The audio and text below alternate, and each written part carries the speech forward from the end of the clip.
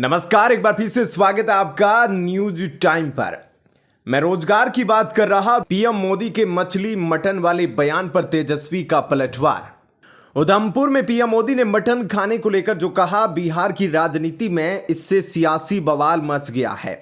दरअसल पीएम मोदी ने एक साथ लालू, तेजस्वी और कांग्रेस नेता राहुल गांधी पर तंज कसा था और कहा कि इन लोगों की मंशा ऐसा वीडियो बनाकर देश के लोगों को चिढ़ाने की होती है।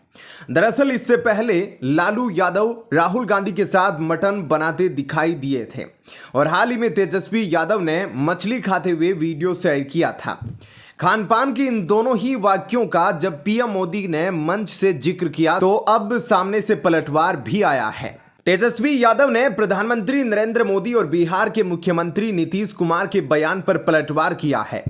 उन्होंने कहा है कि मैं नौकरियों के बारे में, रोजगार के बारे में बोल रहा हूं। लंबे समय से महंगाई है, उसका जवाब नहीं देते। पीएम कुछ भी बोल सकते हैं, लेकिन जनता सुनना चाहती है कि उन्होंने 10 साल में बिहार के लिए क्या किया।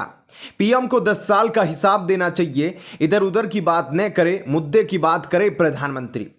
हम क्या क्या बोल रहे हैं, कब से बोल रहे हैं, नौकरियों के बारे में, रोजगार के बारे में, महंगाई के बारे में, उसका तो हिसाब नहीं दे रहे। कोई सी बातें प्रधानमंत्री कर ले। जनता तो यही सुनना चाहती है कि बिहार के लोगों के लिए क्या किया। हम 10 साल का हिसाब अपने बिहार के लिए मांग रहे हैं। 10 साल का प्रधानमंत्री हिसाब दे। क्यों चुप्पी साध रखे हैं प्रधानमंत्री? मुख्यमंत्री जी कुछ भी करें, हम तो चाहते हैं कि स्वस्थ रहे, अच्छे रहे। मुख्यमंत्री बड़े हैं, कुछ भी बोलेंगे सुनेंगे, हम लोग छोटे हैं। दरअसल पीएम मोदी ने शुक्रवार को लालू यादव, आरजेडी नेता तेजस्वी यादव और राहुल गांधी के त्योहारों के समय नॉनवेज खाने वाले वीडियो पर निशाना साधा था। जम्मू कश्मीर के उधमपुर में चुनावी रैली में पीएम मोदी ने कांग्रेस नेता राहुल गांधी का नाम लिए बगैर कहा कि सावन के महीने में एक सजा याफ्ता मुजरिम के घर जाकर वो मटन बना रहे थे। ये लोग ऐसा जानबूझकर करते हैं ताकि देश की मान्यताओं पर हमला हो। उन्होंने कहा, कानून और मोदी किसी को कुछ भी खाने से नहीं रोकते। सबको स्वतंत्रता है कि जब मन करे वेज और नॉन वेज खाए, लेकिन इन लोगों की मंशा ऐसा वीडियो बनाकर देश के लोगों को चिढ़ाने की होती है। चलिए अब बढ़ते हैं अगली खबर की तरफ। चौंकाने वाले हैं गुजरात, महाराष्ट्र समेत 4 राज्यों के ओपिनियन पोल के नतीजे। किसे मिलेगी कितनी सीटें, बड़ा अनुमान आया सामने। लोकसभा चुनाव 2024 से पहले हुए सर्वे में चौंकाने वाले नतीजे सामने आए हैं। Hindi news channel times now Navbharat के जनगणना मन सर्वे में गोवा में दोनों लोकसभा सीटें बीजेपी के खाते में जाती दिख रही है।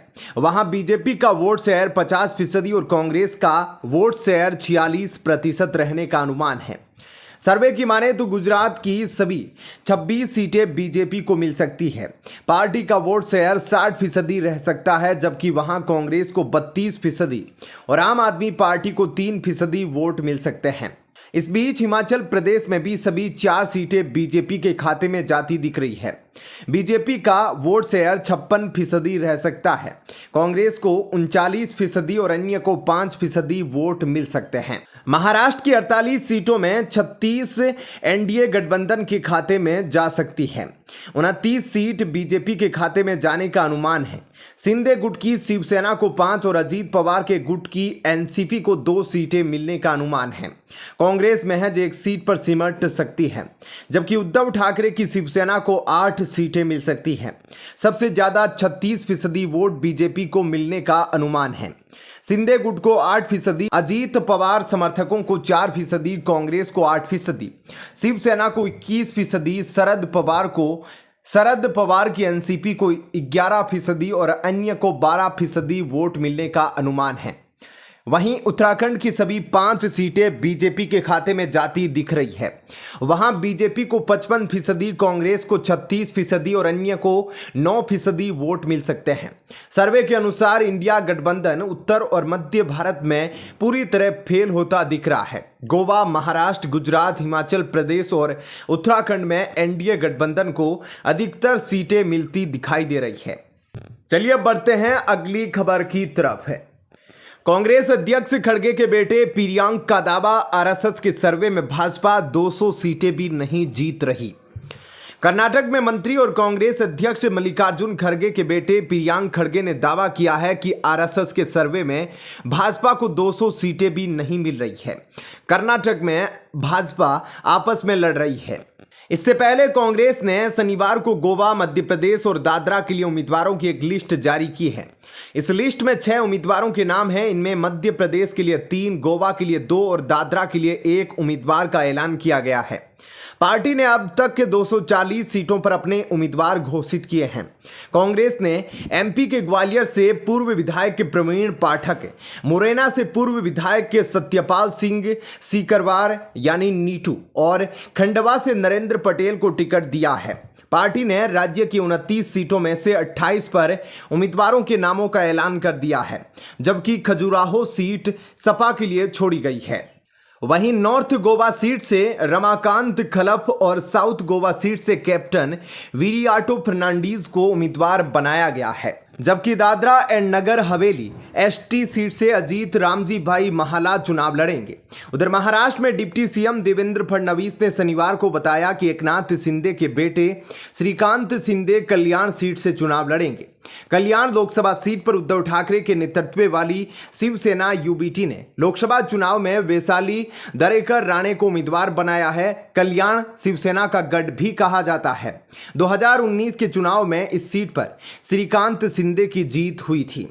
ऐसे में कांग्रेस अध्यक्ष मल्लिकार्जुन खड़गे के बेटे प्रियांक खड़गे ने शनिवार 6 अप्रैल को दावा किया कि आरएसएस के सर्वे के मुताबिक भाजपा इस बार लोकसभा की 200 सीटें भी नहीं जीत रही। उन्होंने कहा कि भाजपा कर्नाटक में इस बार 8 सीटें भी नहीं जीत रही। प्रियांक ने कहा कि कर्नाटक में भाजपा आपस में लड़ रही है। उनके कई नेता पार्टी को शुद्ध करने के बारे में बोल रहे हैं। वे कह रहे हैं कि भाजपा कर्नाटक में एक परिवार के कारण प्रदूषित हो गई है। भाजपा में बसनगौड़ा पाटिल यत्नाल, सीटी रवि, अनंत कुमार हेगड़े, ईश्वरप्पा जैसे हिंदुत्व नेताओं के साथ अन्याय हो रहा है। चलिए अब बढ़ते हैं अगली खबर की तरफ। गुजरात के नए सर्वे में बीजेपी को बड़ा झटका। आंकड़ों में इंडिया ने गजब चौंकाया। देश में लोकसभा चुनाव 2024 को लेकर सियासी सरगर्मियां तेज है। गुजरात में लोकसभा की 26 सीटें हैं और पिछले 2 चुनाव से Bharatiya Janata party clean sweep कर रही है, लेकिन इस बार एनडीए को बड़ा झटका लग सकता है। सर्वे के आंकड़ों ने सबको चौंका दिया है। इस बार इंडिया गठबंधन गुजरात में एनडीए को कड़ी टक्कर देगा।